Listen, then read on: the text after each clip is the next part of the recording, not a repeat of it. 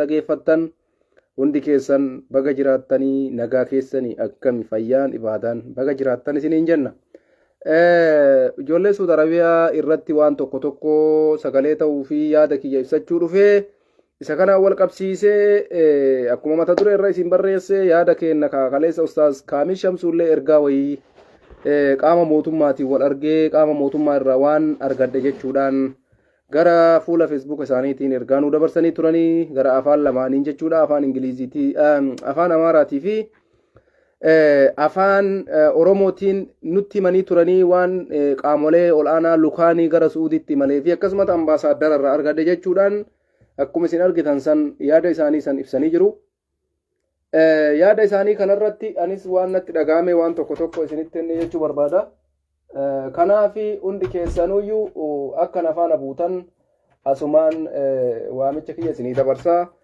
Kanaafi sheer godhaa walii qoqqoodaa isiniin jechuu barbaadeeti. Isa kanaan wal qabatee waan nama gammachiisu jira. Wani nama gammachiisu tokkoffaa tokkummaan Oromoo sadarkaa kanarratti sagalee walii ta'uun waan nama gammachiisu. Wanni kana caala hin jiru. Wanni kana caala nama boonsus hin jiru. Wanni kana caala nama gammachiisus hin jiru jechuudha. Ummanni keenya keessaaf alaan sagalee walii dhageessisaa jira. Keessaaf alaan dhagahee qabsoo kanarratti jabaachaa jira. Kun hedduu waan namatti toludha. Kanaafuu ijoolleen mana hidhaa jiranis abdii nutti hortanii jirtan jechuudhaan akkuma isin agartan kana namni nu dubbataa jiru hin jira. Namni nu dubbatu hin jira jedhanii isin galateeffachaa jiran. Kanarratti kuni waan dansaadha jechee fudhachuu qabna jechuudha. Kanaafuyyuu asirratti kaanuti waan qabne jabaachuudha. Ustaaz Raayyaa, Ustaaz Sufiyaan reeftana laayivii turanii laayivii isaanii irratti illee sagalee ta'uu keessan jabeessaa. Nutillee isin jajjabeessuma dhufne akka isin sagalee ijoollee sanii taatan ijoolleen sun akka namni naa dubbatu hin jira jedhan kanaaf dhufne jechuudhaan ustaazonni keenya jaalatamoon kabajamoonis yeroo muraasa dura dhufanii ergaa kana dabarsanii turanii. Anis ammoo waan biraatiif osoo hin taane akkuma isaanii san ergaa kana baga sagalee ta'uu itti fufuu qabnaa. Ijoollee Suud Arabiyaatiif sagalee ta'uu jabeessuu qabna yaada jedhu qabadhee isinii dhiyaadhee odeeffannoo biraa isinii gabaasuu hin dhufne odeeffannoo kiyya yeroo maraa isinii gabaasu kuma isiniin jedhe gara yuutuubiitiin oduu biyya keessa deemaa jiru Tigraayitti, Oromiyaa irratti, Bilxiginnaa jidduutti san argachuu barbaadan liinkii gubbarra isinii kaa'ee jira. Liinkii makana gasseentanii dhageeffattanii achumaan oduu garaa keessan guuttatanii garaan isin bokokee oduu bokoysu garaa nama bokoysu jiraachi. Isinii gala oduu garaa nama bokoysu gara yuutuubiitiin seenaa dhageeffadha. Feesbuukaadhaan ammoo ijoollee Suud Arabiyaa qofaa sagalee ta'a. Kanaaf isin hundi keessan kanarratti wanni Oromoo gammachiisu tokko sagalee ta'uudha. Sagalee ta'uun keenya afaan tokko taanee jirra. Asirratti ammoo nam tokko dogoggoranii maalika mootummaa kana mootummaa keenya nu galchi jetta abbichuu jetta nu galchi abbichuu jetta maal jennaree duuba isaa miti ka biyya bulchaa jiru yookaan gaanfa Afrikaatiif fakkeenya ta'an jedhaa jira bar isin ijoolleen tokko bal'istanii yaaduu qabdan. Warra kaleessa mootummaa kana mormutu har'a mootummaa kana uummata keenya galchira maarree dirqama ka mormus qabna. Nama rakkate galchuulleen dirqama isaati. Isin of hin gowwoomsina. Abiyyi mormuu mirga qabna. Har'as boris iftaan isin mormina. Haqa inni karaa sirriitti deebi'ee waan sirrii dalagutti mormiin itti fufa. Kana isin itti himna har'as irra deebine. Laakiin ammoo ijoollee Suud Arabiyaa dhumaa jirtuuf itti gaafatamaan isa jaalattee jibbite. Kanaaf nuti dirqama aangorra jira. Abbaa isa mormus ka isa faarsus galchuun dirqama isaati. Jaalatee osoo hin taane dirqama. Sinii gala warri Abiyyi Ahmad isin mormaan turre. Abiyyiin Ahmad aangoo biyya bulchuu hin dandeenye jechaan turre. Biyya bulchuu hin dandeenye irra deebi'ee sitti mammas. Abiyyiin biyya bulchuu danda'uu dhiisi. Akkaataa itti biyya bulchanuyyuu hin beeku. Sinii gala. Garuu nu ka jechaa jirru ijoollee galchiidha malee biyya bulchaa jirta ati mootummaa Itoophiyaati aangoorra ka jiru isa. Xaqlaayi ministeriin isa. Addunyaalleen akkasitti beeyti. Nuti kanaafuu wanni isa miilarra kufnee kadhannuuf hin jiru dirqama isaati. Ijoollee kana deebisu yookaan aangoo gadhiisuu qaba. Hinde gowwaadha bar isin ijoolleen Bilxiginnaa deeggartan kun. Nam tokko maal jedhu dhaga'ee warra kaleessa mootummaa kana falmaa ture mana hidhaa jiraa jedha. Dirqama falmuu qabanii. Akkamiin falmine nama duucal jedhanii ilaaluun qaban akka keessan. Inni ammoo na falmitan jedhee achitti ajjeesuu mirgan qabu. Galchuudha qaba. Biyya tokko keessatti mootummaa jechuun nama isa falmuu fi nama isa deeggarullee ija tokko laaluu qaba malee akka isin yaaddan sanitti wanni deemu hin jiru. Nama na deeggaru qofa galchaa yoo taate sun mootummaa uummataa hin jedhamu. Mootummaa warra isa deeggaruu qofa jedhama malee mootummaa biyya takkaa jedhamee hin fudhatamu. Biyya kam keessattuu namni mootummaa hundi hin jaalatu. Tokko ka mormu jira, tokko ka jaalatu jira. Ka mormuuf ka jaalatullee mootummaan qixa hoogganuudha qaba. Isinii galee warri Bilxiginnaa fi dogoggorsinaa jechuu barbaadeeti bakka sanitti. Kanaafi kan asumaan fudhadha. Abiyyiin biyya bulchuu akka hin dandeenye har'as jala sararree isinitti himna. Biyya bulchuu hin dandeenye. Osoo biyya bulchuu danda'e uummata Itoophiyaa akkasitti hin tuffachiisu. mootummaan keessan karbaana jedhee haga arabni arrabsuun eeguu jechuu kiyya. Ufee nama cimaa ta'e innu maan naan jette addunyaan jedhee ijoollee deebisa. Kanaaf biyya bulchuu hin dandeenye kuni dhuga. Har'as deebinee isiniin jenna. Jaalattanii jibbitanii hayxi jirtu kanu. Isinii gala. Kanaafi wanti jiru kana biyya bulchuu danda'uu jechuun nama ajjeesuu, lola labsuu, waraana geggeessuu, dirooniidhaan nama rukutuu isin biratti isa ta'uu danda'a. Isaa miti biyya bulchuu jechuun. Akka mootummaa tokkootitti nagaya uummataa eeguu, tasgabbii uumuu, kaabaa kibbatti bahaa dhiyaatti waliigaltee uummataa uumuu, karakkatee biyya ambaa keessa jiru biyya deebisu mootummaan isa kana kan hubeeynu. Isin ammoo ka beeytan kami? Ka lola labsu, ka diroonii liqeeffatu, ka uummata hidhu, ka uummata ajjeesu. Isa akkasii san beeytan. Nu san hin beeynu. Suni mootummaan jedhamu nu biratti. Mootummaa fashale jedhama afaan arabaati. Mootummaa waan dalagu harkaa badee jechuudha.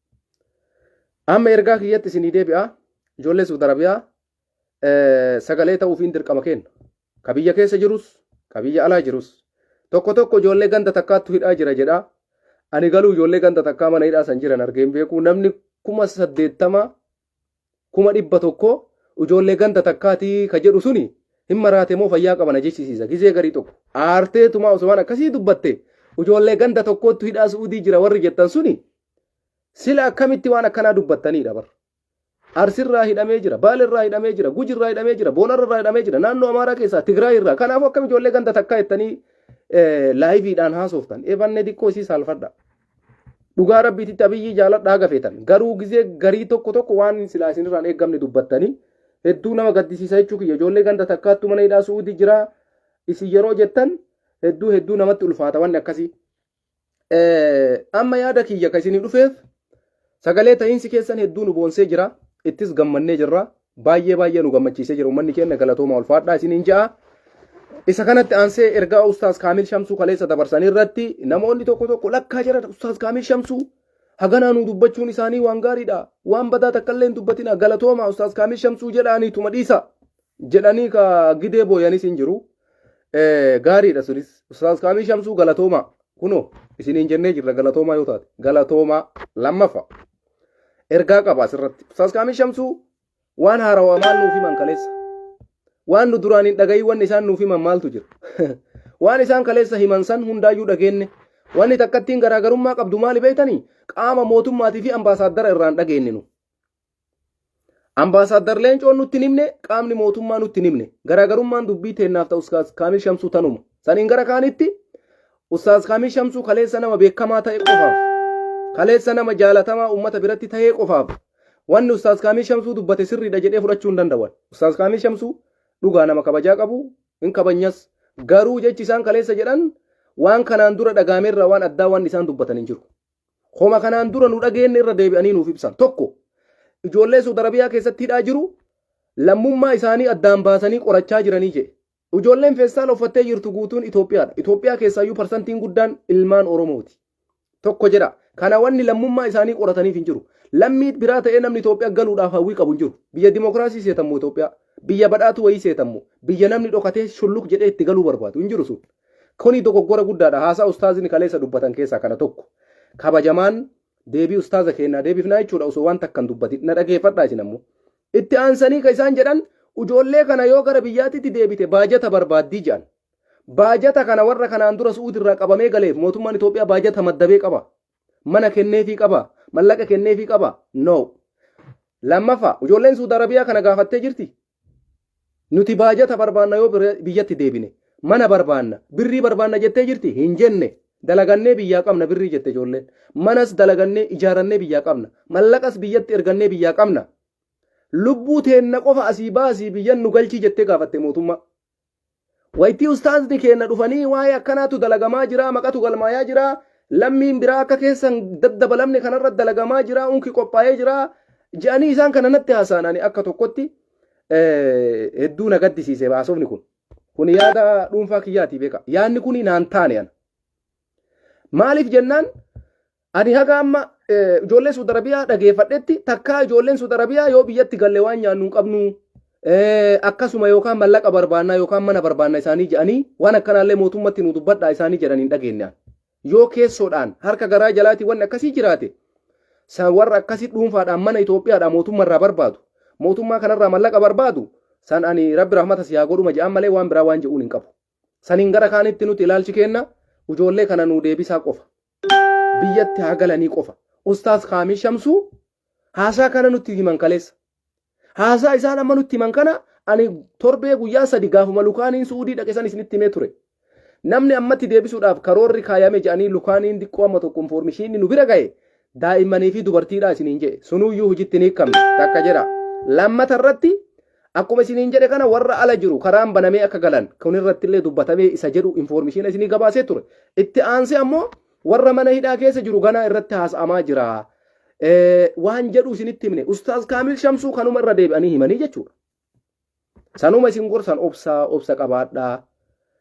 Obsuun barbaachisaadha jedhan kuni waan bareeda obsaanuun jechuun keessan obsuun dirqama sammuu wanni godhan hin jiru garuu wanni isaan nutti fidan ani wayita isaan sa'aatii 3 walakkatti nu eegaa jedhan bakka waan addaa wayiitti dhufee murtii wayii irra gayame nama haganaa hin deebifna mootummaan Itoophiyaa jedhee yookaan ammoo walakkaa akkana akka waan tokko murtee wayii dabree waan akkasii san fidan jedhee eegaa ture akkuma isin agartan kaasaanis waanuma duraan nu dhageenye nutti himanii haa galatoomanii sanumaayyuu qaama mootummaa bira dhaqanii gaafatanii waan akkanaattu jedhanii nutti himuun isaanii kuni waan guddaa rakkoon qabu garuu waan addisii nutti himan hin qabne waanuma kaleessa dhageenye irra deebi'anii qaama mootummaa irraa dhaga'e jedhanii nutti himan isaan qaama mootummaa waan jedhu qofa itti nuu dabalan gaarii sunis gaarii qaama mootummaa irraa dhaga'e jechuun waan bareeda kanatti aansee falli kenna maali ustaasni akka jedhanii sagalee ta'uu dhiisuu qaba isaanis sagalee ta'a jedhan itti fufuu qaba Oromoon.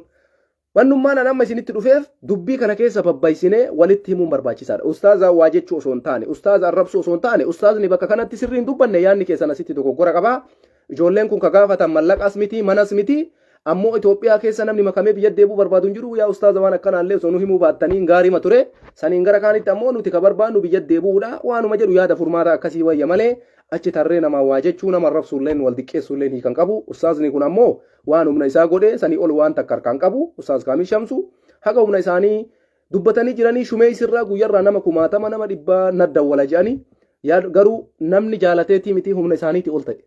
Waan godhan hin qaban dhugaa rabbi dubbachuudhaaf waan godhan hin qabanii nuti kanarratti yaadni isaan jedhan akka nama namaa quuqamuu tokkotti qaama mootummaa bira dhaqanii hubatanii erga hagana uummata keenyaa dabarsuun rakkinna takkas hin qabu akkuma gaariitti fudhannee haa dhiifnu isatti aansee nuti ammoo abdii wayiitu jira waan nu abdachiisee jira jedhee uummanni keenya waan dib jedhee ciisuuf hin qabu. Sagalee ta'uun ijoollee kanaaf akka kaleessa jalqabirra itti fufuu qaba. Miidiyaan Oromoon qabu hundi ajandaa biraa godhachuu hin qabu. Ajandaa biraa keessa makuun hin barbaachisu. Waa'ee ijoollee kanaa gadi fageenyaan maatii biyya keessa jiru uummata Itoophiyaa keessa jiru kakaasuu danda'uu qabna. Isinii gala sochoosuu danda'uu qabna. Warri biyya keessa jiru socho'uu qaba. Maaliif jennaan mootummaan kun yeroo baay'ee afaan guuttatee nuti mootummaa uummataati jechaa jira. Afaan guuttatee ani mootummaa dimokiraatawaadha jechaa jira. Afaan guuttatee uummatatu na filate jechaa jira. Kanaafuu uummanni filate sun gadi bahee akkuma filate sanitti sagalee dhageessifachuullee mirga qaba. Bakka mootummaan kun waan isaan taane itti fidetti gaafachuudha qaba. Lubbuu bayaa jirtu baraaruudhaaf itti dhiyeessee aboo nu filattan jechaa jirta. Miidiyaa keetii yeroo dubbattu hunda ani mootummaa uummataati jechaa jirta. Yeroo gadi baatee ol deebitu hunda ani mootummaa dimokiraatawaa jechaa jirta. Waan inni jedhu isinitti himaa jira beeka. Afaanuma inni jedhu kanaan gaafata. Eenyutu gaafata? Uummata Oromiyaa keessa jiru. Uummata Itoophiyaa keessa jiru. Beheera sabiin. Hundi isaanii sabab sablammiin dhimmi ijoollee Suudi Arabiyaa waan Oromiyaa qofa galchinuuf hin qabu. Waan uummata Oromoo qofatti laxxafnuuf hin qabu. Hundi isaanii itti gaafatamummaa isaanii fudhatanii ijoollee kanaaf sagalee ta'uun dirqama isaaniiti jechuudha. Kanarratti gadi fageessinee dalaguudha qaba. Sochiin godhamuudha qaba. Warri biyya keessa kakaasuudha qaba. Qaamonni ol'aanoon warroonni mootummaa kanatti dhiyaatan lakki hiriira bahuun duratti mootummaa kanaa qaamaan bira dhaqnee hubannaa asseeyyoo waan bareeda. Wanni san caalee hin jirtu iyyuu malee akka amma Kaamil Shamsuu godhan kana laalame. Amma Ustaaz Kaamil Shamsuu qaama mootummaa wajji haasa'e waan argadhe isin hime jedhaniini itti siquu qaban ammas. Ustaaz Kaamil Shamsuu caalallee namni jabaan inuma jira. Ustaazonni akka ulamaa Oromiyaati jiran. Sheekh Hajjii faa, Sheekh Sultaan faa, Ustaaza keenya Sheekh Amiin Ibroo faa itti siqanii mootummaa kana wajji dubbatan. Akkam haa goonu fala nuu kaaya. Gadi baanee sagalee dhageessifannamoo yaada furmaataa nuu fiddu. Mootummatti siqanii gaafatan. Waan gaariidha mootummatti siqanii waa gaafachuun jechuu kiyya. Kanaaf nuti waan biraa keessa galuu osoo hin taane lubbuu ijoollee kanaa baraaruudhaaf qaamni silaa barbaachisu mootummatti siqee hubatee waan barbaachisu uummata kanaa godhuun dirqama. Dirqama. Kanaafi kanarratti akka dalaydan waamicha kiyya dabarsa. Inni biraa OBN irratti dubbadha. OBN isinis namni yaada qabda nama muraasa irraa yaada ni fuudha. Har'a baay'eellee yaada baay'ee isinirraa hin fuudhu. OBN sagalee ummataatii jedha. Mata duree isaarra jira. OBN sagalee ummataa jedhee wanni irra kaatee qaba. Profaayiliin isaa akkas jedha. OBN sagalee ummataa warri Suuditti dhumaa jiru kun isaan hin ilaallatu laata. Miidiyaa akkamiiti kun? Ani isinitti hima Oromoo waan ajaa'ibe keessa. OBN kun dhugumatti siidaa Oppodiyooti bar. Dhugumatti siidaa Oppodiyoo jajjaba. Miidiyaan kun miidiyaa Oromiyaa keessa hundeedhaan buqqa'uu qabudha. Hundeedhaan. Wanni akka isaa badaan hin jiru miidiyaa OBN jedhan kana. Mee xiinxallaa jiran. Ijoollee amma Suuditti hillim jettee dhumaa jirtu. Guyyaa takka miidiyaan Oppodiyoo caalu miidiyaa san namni dhaabe la hawla wala quwwata illa billah. Xilaata ummata Oromoo sadarkaa tokkoffaadha. Namni OBN kana gadi dhaabe. Waan isin ajaa'ibu mee ilaala. Guyyaa takka fuula takka barreessee hin beeku bara. Fuula takka miidiyaan qabnu BBC'n, EVON wanni biyya san keessa jiru miidiyaa waa'ee ijoollee kanaan dubbatin hin jiru. Garuu OBN jala yoo seente harfii takka hin argitu. Ani jedduu na gaddisiisa sagalee ummataa jira. Maali sagaleen ummataa jarana sagalee ummataa jechuun rakkataa dubbachuudha. Sila akkam goona miidiyaa akkanaa kana. Kanaafuu hamaaf badaa kenna beeyne miidiyaan suni wallaahi lazim. Akkuma Oromiyaa bilisoomsuudhaaf dalaynutti OBN Oromiyaa keessaa balleessuudhaaf dalaguullee dirqama. OBN hundee gabrummaa Oromoo keessaa miidiyaa tokkoffaadha. Garuu namnis baay'inaan dhaqee ilaaluumi. Garuu miidiyaa ummataa jedhanii achi kaayan isaan miidiyaan naannoon Oromiyaa itti fayyadamtutu isa. Sababii kanaafi malee namni miidiyaa san jala seenee daawwataafi miti. Kanaafuu miidiyaan kun hundeedhaan baduu qaba Oppodiyoo wajjin. Hundeedhaan. Miidiyaan Oppodiyoo wajjin qulqulleeffamee biyya san keessaa bahuu qabu isa. Waan hagana ulfaate natti nagarra. Mee ilaalaa jirana. Mee ilaala. Miidiyaan mootummaa naannoo Oromiyaa osoo jedhanii ijoollee achitti miidhamaa jirtu parsantii guddaa osoo beeku cal'isee ta'a. Ani yookaan miidiyaa Oromooti. OBN sagalee ummataa jedha. Hin saalfattan ijaa ijoolleen gaazexeessammaan achirra hojjettan. OBN sagalee ummataa wayita jettanii jecha takka illee ummataa barreessuu wayita dadhabdan maali kaayoon keessan? Maali ilaalchi keessan? Maali bu'aan keessan? Hedduu salphattan beeka. Wallahi billahi Oromoon gaafa bilisummaa wayii argate OBN hundeedhaan balleessina. Akkuma Oppodiyoo hundeen balleessuudhaaf qabsoofnu OBN hundeedhaan bada. Hundeedhaan. Hafuurummaan isaallee akka hin jiraanne godhuudha uummanni Oromoo. Hafuurummaan miidiyaa sanii. Miidiyaa du'a namaan dubban. Miidiyaa ummata wareegamuun dubban. Inni bakka wanni barreessuu danda'u maali beektanii? Sagalee ummataa jedha. Juntaaf abaa'oo shanee qofa gabaasa inni. Bakka bravo. Taanuma sagalee ummataa jechuun isaa. Shaneen godina akkanaa keessatti tarkaanfii fudhachuun dhagayameera jedha bakka gadi ba'e. Bakka waan biraan dubbatu sagalee ummataatiin. Shaneen godina shanee waa'ee shaneetiin alatti wanni inni ijaarafee hin jiru. Bakka kana yookaan ammoo sagalee ummataa jarana saalfadha. Isin ilmaan Oromooti. Isin ummata Oromooti. Gaazexeessaa Oromooti ma isin hin jaabaru manni garuu isin gaazexeessaa Oromoo osoo taatanii dogoggortanii illee maan barreessine isin hakaasisiisanii. Dogoggoruma. Kanaaf hedduu nama gaddisiisaa. Ijoollee Suudi Arabiyaa hedduu miidhamanii jiru. Sagalee ta'uun itti fufuu qaba. Uummanni keenyas hiriira iddoo garaagaraatiin waamuu qaba. Oromiyaa keessatti wanni kaleessa jenne kun maatiin ijoollee dhiibbaan irra godhame hiriira waamuu qabanii mootummaa wajjilleen haasaa godhuu qabanii warri ol'aanaan qaama mootummaatti dhiyaatanis mootummatti siqanii dubbachuu qabanii. Kanaaf mootummaa siqanii dubbachuu yaada furmaataati jennee ilaalla. Yaada bu'a qabeessa jennee ilaalla. Kanaaf nuti kanarra dalaguu nu barbaachisa. Miidiyaa sobduu wayita kaan ummata keenya gattu tana gizee akkanaa kana balballoomsinee ummata Oromoo hundatti argisiisuu qabna. Wayita nuti miidiyaan OBN miidiyaa siidaa gabroonfattootaati. Miidiyaan gabroonfattoonni ittiin Oromoo gabroomsuuf Oromiyaa keessa ijaaramee OBN isin hin jennu amanuu diddan. OBN har'a amanaa diqqaa guddaan keessan. Miidiyaa gabroonfattoota Oromiyaa keessatti ijaarame keessa OBN jalqaba ka hundeedhaan Oromiyaa keessaa buqqa'uu qabudha. Nama qofaa miti miidiyaa illee ilaalame miidiyaa xilaataa ilaala. Miidiyaa xilaataa jechuun OBN dha. Faanaa Itoophiyaa Broadcastii fi waaltaa caalaa miidiyaa Oromoo fakkaatee gabroonfataa OBN tu nu keessa jira jechuudha. Isa kanattillee Oromoon akkuma qabsoo namoota Oromiyaa bilisoomsuuf qabsoofnutti kanas irratti dalaguun nurra jira jechuudha. Kanaaf ummata keenya waa maraa barsiisuudha qabna. Miidiyaa gabroonfataa kanal barsiisuudha qabna. Ummanni waan akkanaa akka gurran kennineefis barsiisuudha qabna. OBN jechuun miidiyaa gabroonfattootaati. Siidaa gabroomsaati. Kanaaf ummata Oromoo hunda barsiisuudha qabna. Warra baratinis barsiisuu qabna. Akkamitti barsiifta ijoollee Suudi Arabiyaa laali jetteen itti himta. Gizee rakkoo akkanaa kana miidiyaa badaa kana ummata barsiifta jechuudha. Argite rakkoo Suudii irratti maatiin jaarsi qotee bulaan jaartiin OBN ilaaluu barbaadan. Garuu OBN waa'ee kanaan dubbatu. Itti himta ummatatti laalaa miidiyaa keessani jedhee gabara isinirraa sassaabu. Miidiyaa keessani jedhee isin zarafu. Miidiyaa keessani jedhee mallaqa isin nyaatu. Miidiyaa keessani jedhee waan isin qabdan kiishaa isin guuru daawwadhaa ummata keenya. Kanaaf miidiyaan kun Oromiyaa keessaa oppodiyoo wajji buqqa'uu qabaa jechuudha. Jaran akkana bar dubbii. Lubbuu namaa miidiyaan baraaruu hin dandeenye miidiyaa ummataa ta'uu hin danda'u. Barreeffamni isaa garuu sagalee ummataa jedhee jira. Sagalee ummataa jechuun maali hiikkaan isaa? Abaa oomishanii gabaasuudha isaan. Pirezidaantiin naannoo Oromiyaa qamadii ilaalanii. Pirezidaantiin itti amanamaa warshaa simmintoo ilaalanii. Pirezidaantiin itti gaafatama Saalaafuu Warqi Zoodee Jijjigaa galan. Adde Adaanechi Abeebee waajjira tokko daawwatan. Amma bakka kun sagalee ummataati. Waan Adaanechi dalayde barreessuu, waan takkalaan godhe barreessuu, bakka Abiyyiin dhaqe himuu, lakka Abiyyiin ciise himuu, sagalee ummataati ofiin jaa. Sagalee ummataa jechuun nama du'aa jiru kana dubbachuudha bar. Ijoolleen Suudi Arabiyaa keessa rakkachaa jiranii, ummanni Oromoo kumaatamaan miidhamaa jira. Gabaasi. Maal gootaa gabaasta? Shimallis Abdiisaa Baalee dhaqe qamadii daawwate. Pirezidaantiin naannoo Oromiyaa Jijjigaa galanii. Waldaa keessatti juntaan wanni barbadeessa tokko deebifnee birrii kanaan ijaaraa jirra. Ambaasaadder Ebaluu wajjira kana dhufan.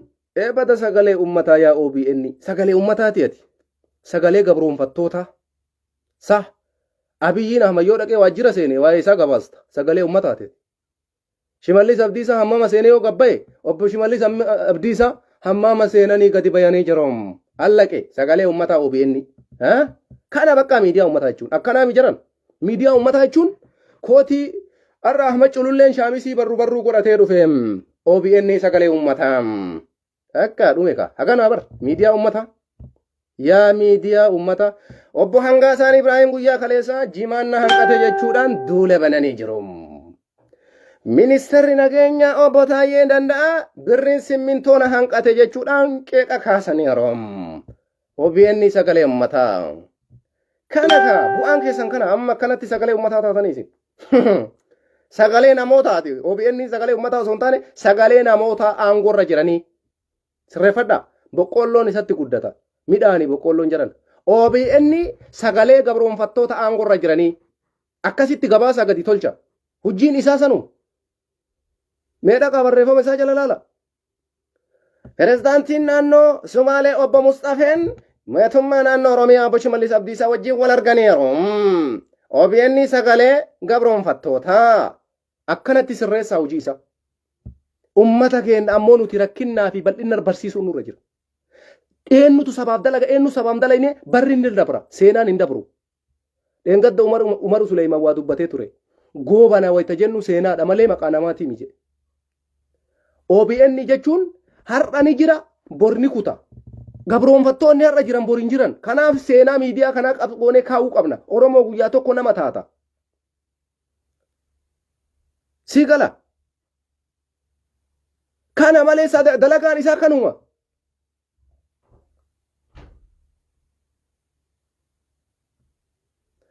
Miidiyaa gabroonfattoota OBN sagalee namoota OMN OBN sagalee gabroonfattoota.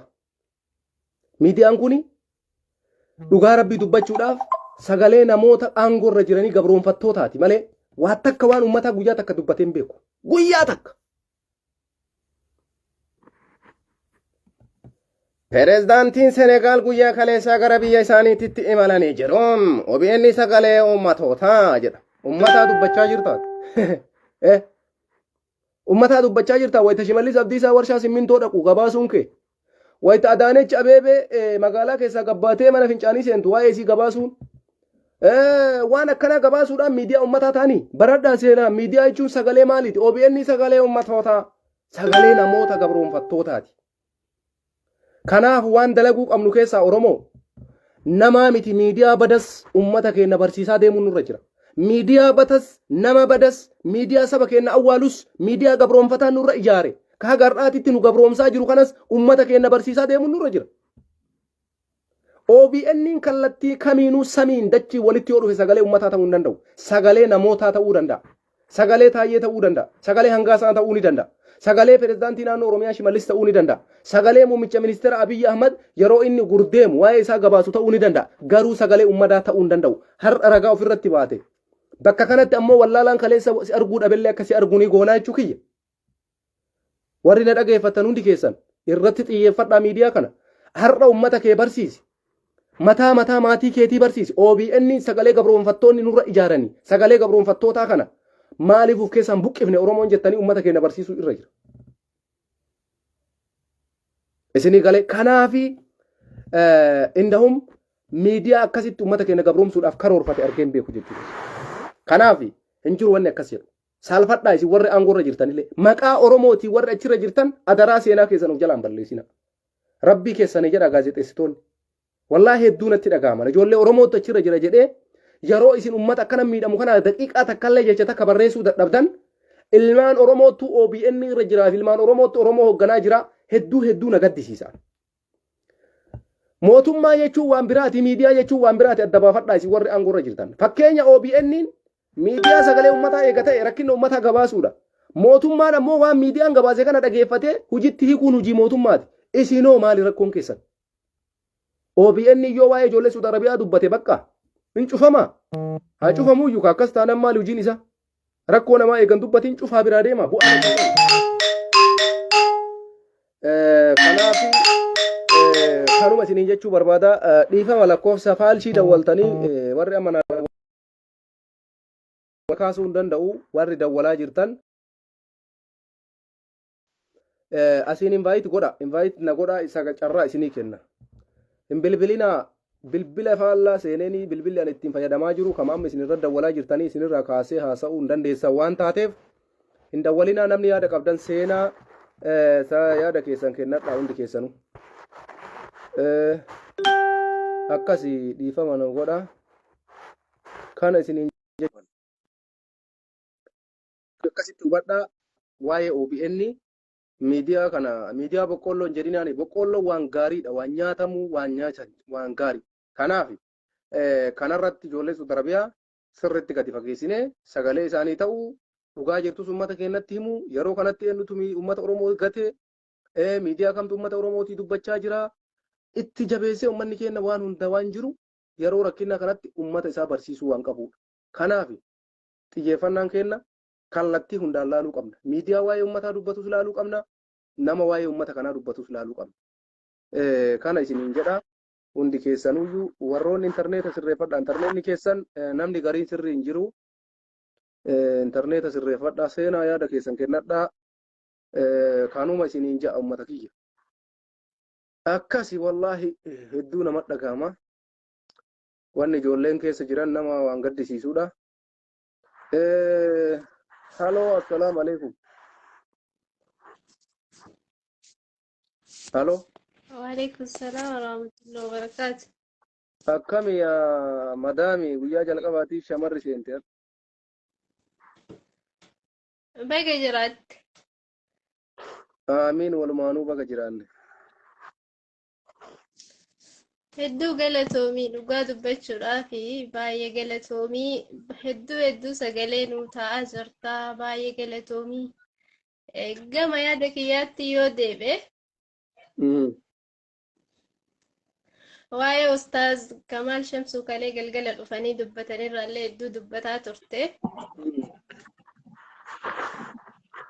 waa'een isaa dhugumatti an akka dhuunfaa kiyyaatti kabajaaf jaalala qabaa fi namni kun nama kabajaaf maluu fi garuu immoo mootummaa san bakka bu'ee deebii uummata alaatuun isaa sirrii miti jedhee bakka kana mormuu qaba. Maaliif kabajaaf jaalala uummanni qabuuf ammoo ofirraa xiqqeessuu hin qabu. Uummanni kun obsa fixatee jennaanii kan qabattoo ofii ofirraa hiikaa morma of dhaataa jiruuf obsa fixateeru. jechuudha. Haga yoom obsa uummanni kun? Obsi kun haguma yoomiiti? Ka osoo lubbuun jiraachuu danda'u ani lubbuun hin jiraadhu jedhee dhumaa jiru meeqa? Ka har'a osoo biyya Arabaa kana keessa dhufanii ka qurxummii irraa hafe ka allaattii irraa hafe waa meeqa keessa darbee biyya kana ga'e hundi isaaniitu hardha mana hidhaa san keessatti osoo aalii qabu osoo nyaatee dhuguu danda'u osoo uffatee bakka gaarii jiraachuu danda'u carraan jireenyaa kanaaf isa saaxile mootummaa qabna jennee gaafa biyya kana keessa dubbannu ammoo akkamiin akka waa'ee mootummaa kanaa dubbatu uummanni kun ananaan galu ani Itoophiyaa gaafan jedhe an akka nama tokko dubartiidha tarii yookiin biyya kana keessatti haadha daa'imaa ta'uu mala osoo ulfa garaa qabaadhee akka Itoophiyaa maqaa Itoophiyaa yoo jedhani osoo ulfa san garaa qabaadhee da'uuf deemaa jiraadhe ulfa sani osoo addan bahin jidduu kanas sababa Itoophiyaa ta'eefi hedduu miidhaan tokko narra ga'a jechuudha. Kanaaf uummanni Itoophiyaa keessa jiru alii wayii irraayyuu baane malee lafaan baane nuti. Namarraa baane. Namarraa biqillisan irraa ammoo mootummaan kun gibira jedha waan baay'ee jedha guuraa jira hagammatti. Garuu nuti biyya namaa keessatti of jijjiirree maatii keenya jijjiirra jennee biyyaa yaane malee nu toltee yookiin gammannee biyya namaa keessa jiraachuuf hin yaane. Kaleessa nuti rakkoo dhufu kamiifuu nama dursa dubbataa ture rakkoo kamiinuu dura uummanni biyya kana keessatti hardha reefa allaatti reefa firiijii arabaa guutte kun hundi isaaniitu dhiiras gaala eegee kan dubartis hammaam arabaa dhiqee ummata ofii bira dhaabbachaa ture warri har'a biyya keessaa ijoollee kanaaf sagalee akkamitti akka isaan ta'uu dhaban naan galu naaf. Garuu nuti rakkoo dhufu kamiinuu dura dhaabbachaa rakkoo kamiinuu simachaa rakkoo kamiinuu dura buunee argamaa turre.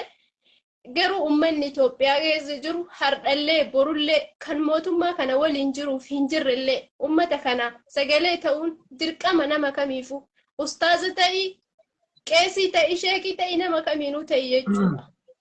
Kanaaf an akka dhuunfaa kiyyatti biyya arabaa keessan jira mana madaamii keessan jira an uummata saniin dhaqee hin hidhamne malee sammuun kiyyas isaan waliin na hidhamee jira. Isaan fuultakkitti hidhamanii achi keessa jiru nuti warri ala jirullee sammuu keenya isaanuma waliin xaxoo hamaa keessa jirra jechuudha. Sigelee. Kanaaf ka hidhameef ka ala jirus tokkuma. Yoo simbirti sokossite maaltu na qaba maaltu natti dhufa birbiriin waan hamaadha. Ka hidhamee fuultakkitti achi hidhamee jira. Nullee sanuma jala jirra jechuudha. Akka namaatti jiraachuu hin dandeenye akka namaatitti baanee dubbannee nama nu dhaga'u hin dhabne halkanii guyyaa hin iyyinaa garuu fudhatama hin qabu haasofni kenna jechuudha. Nama taanee dhalannee nama taanee jiraachuu akkamitti dhabneedha gaafiin kiyya garuu immoo isin warri biyyoota dimokiraasii keessa qabdan keessa jirtan hundi keessanuu galatoomaa ka hagamma sagalee nu ta'aa jirtan hedduu ulfaadhaa galatoomaa dirqama oromummaa keessanii ba'aa jirtu ammallee ba'uudhaaf yaalii godhaa reeffi ijoollee Oromoo biyya Suudi Arabiyaa keessa jiran firiijii biyyattii tanaa guutee ka har'a du'ee achi keessaa baara jedhan eessa akka namni kun geeffamaaru namni quba qabu hin jiru jechuudha. Duunee qabrii itti awwaalamnu dhabannee jirra nuti. Ajandaa waan biraa achi as fidanii nama bakka buusanii kana jedhi jedhaa afaan kaa'aatiin mootummaan kun hagammatti nu subuu ammoo hin danda'u. Uummanni obsa fixatee yennaan qabattoo ofirraa hiikaa ka shaarbii qabu shaarbiin of hojjeesaa jira jireenya san jibbee jechuudha. Wanti nu godhuu dandeenyu tokkollee hin jiru garuu yoo rabbiif nama biratti uummanni kun cubbuu mootummaa saniif hin ta'in an akka dhuunfaa kiyya waan jedhuun qabu rabbi bicha haa dubbatu rabbi bicha haa argu jireenyi nu tolee biyya kana keessa hin jirru nuti carratu kana hunda nu godhu. Kanaaf hedduu ulfaadhuu galatoomi miira keessan seenee waan godhuun qabu. Abshir Rabuma jira galatoomi ati ulfaadhu. Okay, obboleessa kiyya mee itti fufi baga nagaa ammoo. Okay, assalamu alaikum warahmatullahi wabarakatuh. Wa alaikum assalam. Dadura naafeedho keetti hedduu galatoomi. Wallahi yaada bareedaa jirtanii kun beekta nu guutuun keenyayyuu gartee peejiitti qaallee qabaannu hanga wayyoo suuraalee poostii goone homa gartee gochaa jirra. Wallahi waa'ee lammiilee kennaa kun beekta basi waan jennuu fi waan dhiifnullee dhabne yoo irra guddaan keenya bakka Arabumatti ijaa jira beekta. akka mootummaan qabne silaa beekamaadha kana jechuun wanni gaafachiisu hin jiru. Waa'ee nama keessattuu miidiyaan OBN atamarraa haasawite kuni wallahi na ajaa'iba beetaan miidiyaan sun miidiyaa Oromootii jedhanii wayita dubbatanii maqammaan Oromoo jedhu isarratti hogguu barraa'u wallahi ana jechuun hedduu na dhiba beetaan. Yaa baranuu sanumaaf na dhibe bar miidiyaan kun akkami miidiyaa Oromoo ta'uu danda'a waa'ee Oromoon dubbatu yoo ati fakkeenyaaf amma ambaasaadara tokko taate yoo ati dhayitee ati Finfinnee seente waa'ee ati Finfinnee seentee dubbatamanii waa'ee uummataan dubbatu kun akkami miidiyaa uummataa ta'uu danda'e. Waa'ee miidiyaa uummataa jechuun ummata beeleef ka sagalee ta'u ummata hidhameef ka sagalee ta'u ummata rakkateef ka sagalee ta'u kan waan ummata sanii hojjetu jechuudha. Miidiyaan kun guutumaan guututti diina ummata Oromooti. Miidiyaa boqqolloo ta'anii boqqolloo jechuun miimaadha waan nyaatamu namni miidiyaa boqqolloo jechuun dogongora. Miidiyaa boqqolloo jechuun boqqollaan waan nyaatamu waan faayidaa qabu.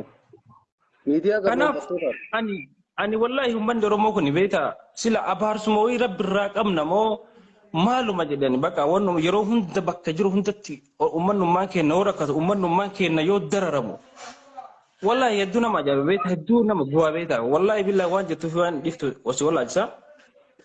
Waan kanaaf ani wanni tokko waan hedduu na dhagaame maal inni beektaa kan yeroo hunda ustaazotuma miidiyaa irra gabbaasanii nuun soban kanatu na ajaa'iba beektaa. Sila ummanni kun ustaazota kana dhagahaa ustaazota kana jalaa ijaata wayii fudhata waan jedhuuf nuun soban moo gaafa dura ustaaz Ahmadiin Jamalillee gabbaan yaada akkasii nu himanii xiqqoo ishii akka ummanni yaada gammachuu wayii keessa seenee hanga tokko abdii wayii keessatti horee ture. Kaleessallee ustaaz Kaamil Shamsullee gabbaanii waan akkasii haasan. Kuni hanga yoomii nu soban hanga yoomii gartee yoo gabbaanii gam tokkotti hin dandeenyu mootummaan kun uummata kana galchuu hin danda'u yookiin bajata hin qabu osoo jedhanii ifatti osoo gabbaasanii uummanni Oromoo miliyoona nama ofii galfachuu danda'a. Namni tokkichi nam sadii afur galchuu danda'a jechuudha. Isaan uummataan isaaniitu ofirraa kafaluu danda'an. Maaliif ijoolleen tun dalagatanii qabani? Carra torra manadhaa isaan kaa'e malee dalagatanii qaban. Isaan iyyuu ofirraa kafalatanii galuu danda'an jechuudha. Wanti itti gaddisiisu waan san bichaa miti bara mallaqa kana akka nama mallaqa ijoollee kafaluuf deemu akka ijoollee kana yoo biyyatti galtee mana hiruuf deemu akkamitti waan akkana uummatatti haasa'an jaabaran kanan ajaa'ibe. Wallahi kun waan hedduu nama gaddisiisu bakka maaltu akka ta'uuf deemu maal akka gochuu hedan sila ijoollee tan akkuma gaafa duraa Yamanii keessatti ibiddi itti darbameetiin dhumtee jettisan akkasuma haa godhanii san irra eegaa jiran moo san irra eegaa jiran moo maal akka eegaa jirantu si ajaa'ibaa beektaa. Uummanni kun ofii ofiitii uffannisee of ajjeesaa jira ofii ofiitii gartee hammaama seenee wanta dubartiillee shaashii ofiitiin uffatee of ajjeesaa jira. Maal eegan jedhe sila wanni isaan eegan mee wannummaan isaan maal sirreessaa jiran jedhe sila Ustaaz Kaamil Shamsuu maal sirreessaa jiran jedhe sila. Maqaa namoota sirreessanii lammiin biraa keessa akka maqaan. Sila waan ajaa'ibe sila nama lammii biyya biraa kan Itoophiyaa galuu barbaadu jira. Hin jiru obboleessa kun taphataa jiran yar tapha malee. Wallahi jechuun kana maaliif akka godhaa jirani. Ani ammoo booda wanta tokko wanta mana Oromoo illee. Lammii maqaa galmeetinaara warra feestaan uffataa jiru ijoollee afaan Oromoo dubbattu lammiin biraa akkasitti akkamitti Oromoo Itoophiyaa galuudhaaf uuu jedha. Maqaa ganda sogaa wallahi billahi gaafina keessatti beeta sila nama Itoophiyaatti lammiin biyya biraa abboo osoo dirqamaanuu tumaanuu osoo fana namni Itoophiyaa galu namni biyyi biraa kan Itoophiyaa deemu hin jiru.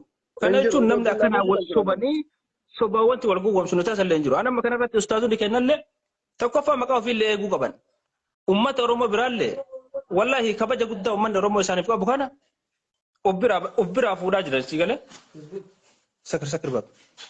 Kanaaf galatoomii ati Fatii yoo xumurte Fatii kenna carraa yaada kenna. Dubbadhu. Okay, galatoomii Ahmee galatooma hundi keessan warri dhagaa jirtanis warri immoo waan kanarratti xiyyeeffatanis maaliifi har'a ani yaadni kiyya hedduun dhaamsa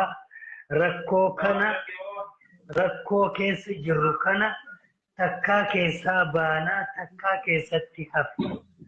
Ani akka mataa kiyyaatitti warri hayyoota, warri sheekota, warri qeessota viidiyoo kana sirriitti share osoo gootanii warri qeessota, warri hayyoota miidiyaan adda addaa rakkoo kana biran dabra.